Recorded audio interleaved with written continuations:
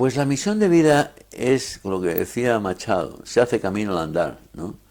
Y al volver la vista atrás se ve la senda que nunca más se ha de volver a pisar, porque ya se pisó, ya se hizo.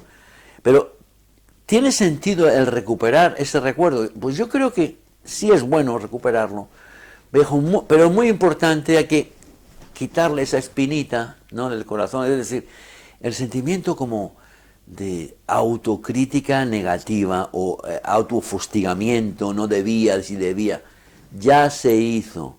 Eso trajo una serie de consecuencias que podemos tildar de bueno o malo, pero en definitiva forman parte de tu vida. Y eso te ha formado en lo bello que tú eres ahora, no en lo errado. No, te equivocas. ¿Cometiste errores o no?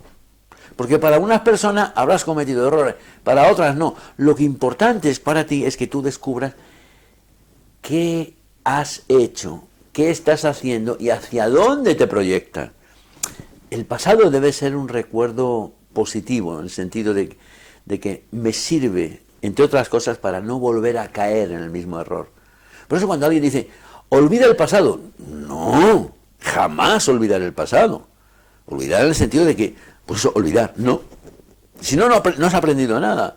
O sea, tus errores del presente, tú los evitas gracias a que has sufrido, por decirlo así, muchos errores similares en el pasado, o incluso, fíjate, como decía a mí mi maestro, los errores de mi maestro le han servido a él, pero como me ha transmitido él ese error, también me sirve a mí, aunque yo no lo haya vivido. Yo no necesito repetir tu error porque tú de alguna manera me lo has hecho ver y vivir.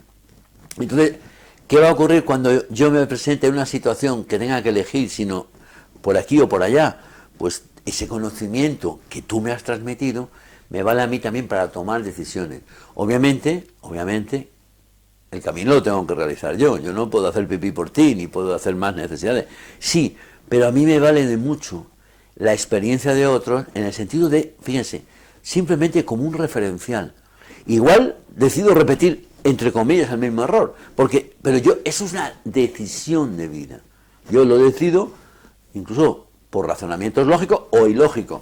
Pues decido, iba a decir una tontería, enamorarme, es decir, dar cauce a una relación amorosa que en otras situaciones y otras personas rechazarían por completo.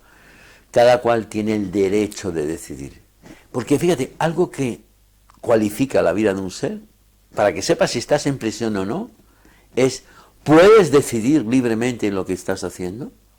Si tú estás en un trabajo y tienes que hacer algo que es imperioso para ti, y tu poder de decisión está anulado, entonces, querido amigo, estás en prisión todavía.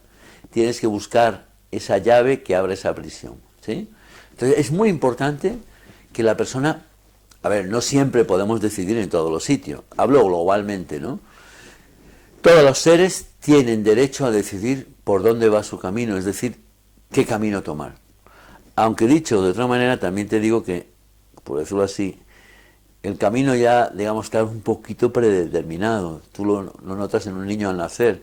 Tiene tendencias a tocar el tambor, otros tienen tendencias a la escritura, otros a la pintura y otros a no hacer nada, ¿no? Malo, bueno, no, son formas distintas de expresión de la creatividad del cielo.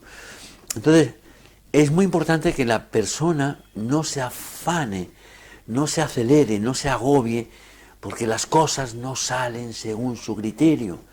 Porque es muy probable que en muchos casos tenga que pasar por ese momento para poder dar a posteriori un salto trascendente en su forma de amar, en su forma de sentir.